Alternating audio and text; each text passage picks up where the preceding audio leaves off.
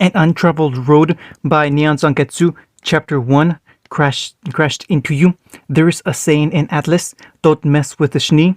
Crash. Willow Schnee was looking at a dead man. At least, she was fairly certain he must be dead, because the blonde before her looked as though he'd fallen through a blender and lost an arm somewhere in the midst of it. There was no use in asking where he'd come from. She'd seen it herself. He'd fallen from the night sky and crashed headlong into her garden without warning. While she was standing in it, a twist of fate that did not go unnoticed by the Schnee Harris. She hadn't been able to sleep, so she thought to take a walk here, hoping a glass of wine would settle her nerves and lull her to sleep. To be fair, it had settled her nerves until this screaming buffoon nearly landed atop her. The impact might have killed him, she theorized, feeling slightly guilty. Even as the stranger slumbered, the stump of his left arm continued to bleed, staining said garden red alongside the wine she had spilled. Still, she couldn't avert her eyes from the sight any more than she could will the moon to fall from the sky. She could only stare. On a certain level, she knew what was to be expected of her. Just as she chafed at their implications of what she was about to do, she should have screamed. She should have screamed for father, called the police. At the very least, she was a Schnee after all. She shouldn't hesitate. Certain things were expected of her. She was a young woman with appearance to maintain, an appearance that did not involve hoodlums dying on her property, which was precisely what this one would do if she left him alone. The longer she looked, the more certain she became. By the gods, he didn't even look to be breathing. That couldn't be good. She couldn't just gape at him like a gaudy socialite. Action was required. Didn't mean she had to like it though.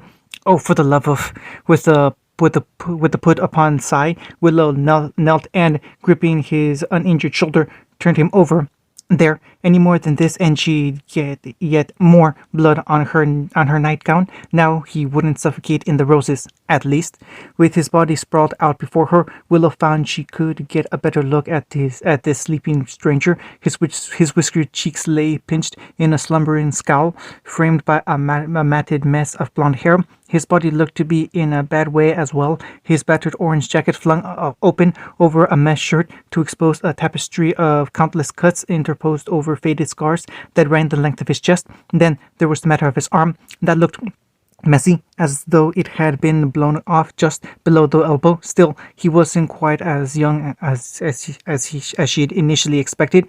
They seemed nearly of an age with one another. That knowledge did nothing to ease her conscience.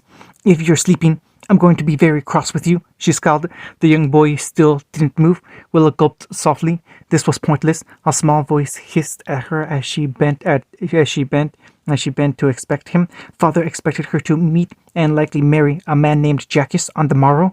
Whatever would he think if he saw her like this with some hooligan?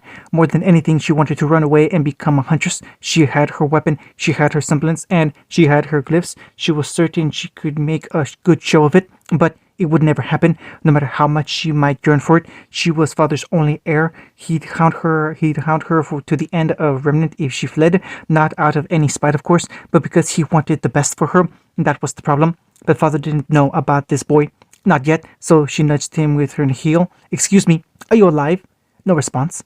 A muscle jumped in Willow's jaw. Was he mocking her? She felt like he was mocking her. Tentatively, she reached out and laid a pair of pale fingers against the nape of his neck, seeking a vein. When that didn't protrude a pulse, she dared to splay her palm across his shirt and lay her head on the clear part of his chest. His body was warm, even in the brisk night air, and she struggled to ignore it. She'd never been this close to anyone before. This might be a corpse for all she knew, but no, as she laid her head down on his chest, a thin, reedy pulse greeted her ear. Well, he was alive. Surely that was a good thing, wasn't it? She would have felt horrid if someone died in front of her. Unfortunately, it also left Willow at something of an impasse. She lacked the raw physical strength to move him further, and while she could use one of her glyphs to wake him, she doubted the stranger would take too kindly to a fireball in the face or an electric shock.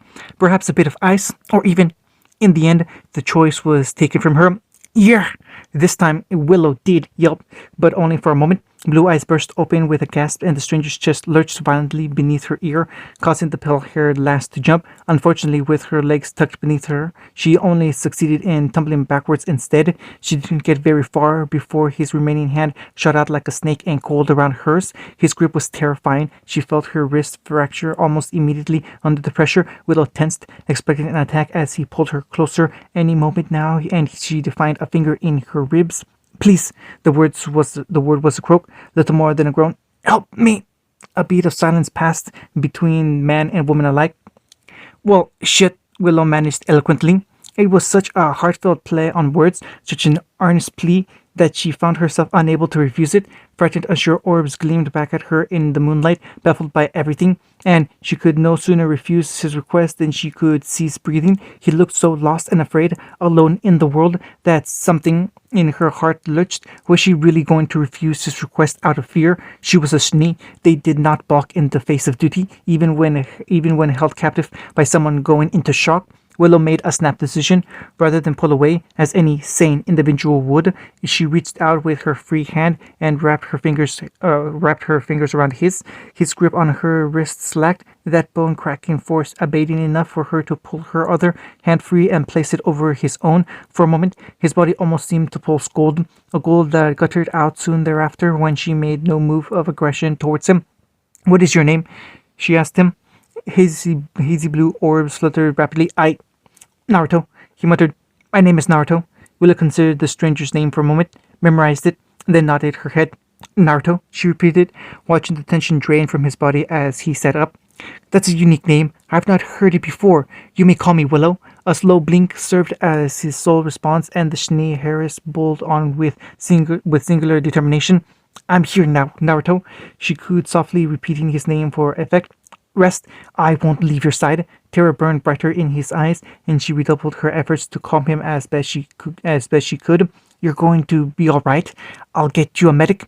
"What happened to my arm?" He blinked owlishly at his mangled limb, and this time she didn't have answers for him. His eyes squinted, but it was clear that he was slowly losing the battle against his own battered body. "Or am I?" he croaked, shaking his head. I don't recognize this place. How did I get here?" "You're safe," Willow repeated, smooth fingers running over his gentle hair. "Sleep. I don't want to die." That tiny whisper hit her like a gut punch. A spark ignited deep within her bosom, fire and defiance. "You won't," she growled. "I swear it." He surprised her with laughter. "If you say so." Just like that, as Willow looked on in mild consternation, the younger man, who called himself Naruto, relaxed against her, eyes finding hers for only a moment before he succumbed to sleep. When he pitched backwards, she flailed to catch him with one arm, still clinging to his hand with the other. He didn't fight. His body turned to dead weight against her arm, a breathing weight. Thank the gods. She released a breath she hadn't realized she'd been holding until this very moment, only to realize she still hadn't let go of his arm. She almost couldn't bear to, so she didn't. Fishing her scroll out from her pocket, Willow hastily dialed the number. "Yes, hello," she began calmly. "I'd like to report an accident." Once the call concluded, she made another decision.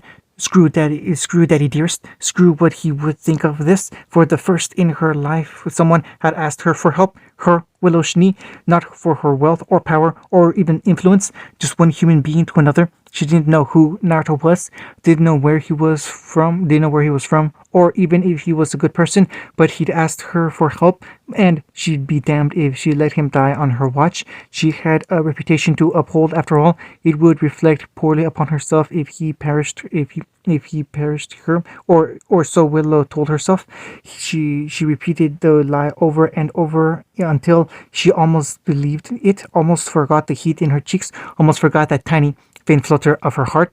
Almost, but it was still there. Sighing softly, Willow tucked her patient's head into her lap, resolved to wait for the paramedics. Such a simple choice, the tiniest spark of defiance, and yet that spark would one day become a raging flame, one fierce enough to scorch even the coldest hearts.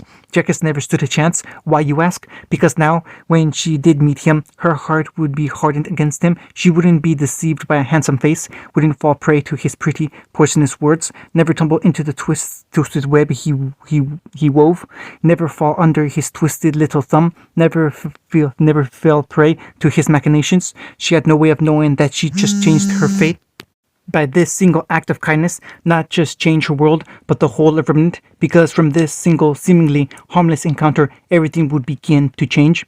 Previews. You suddenly recovered quickly. His smile was sunshine itself. Yeah, I always heal fast. Were you worried about me? Willow's pale face turned scarlet. No, surely not. It would be just reflecting poorly upon me if you died. Is that a yes? Leave this to your dearest, leave this to your betters, boy. Why, I have half a mind too. Naruto's open palm cracked across Jakish's face, sending him stumbling away. Oh, I'm sorry. My hand slipped. Why, you impudent pup. Oops. Slipped again. Willow didn't smile. No, surely not. She did. So, you can fight, right? Willow's rapier came up under his chin. Would you care to repeat that question, good sir? Naruto laughed, and her frigid smile melted. Nope. Question answered.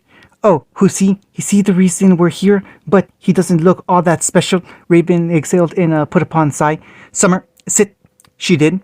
Her hair is going white. Willow hummed softly as she stroked his scalp. Naruto laughed as she continued to tend to him. I think it makes me look distinguished. End of chapter 1.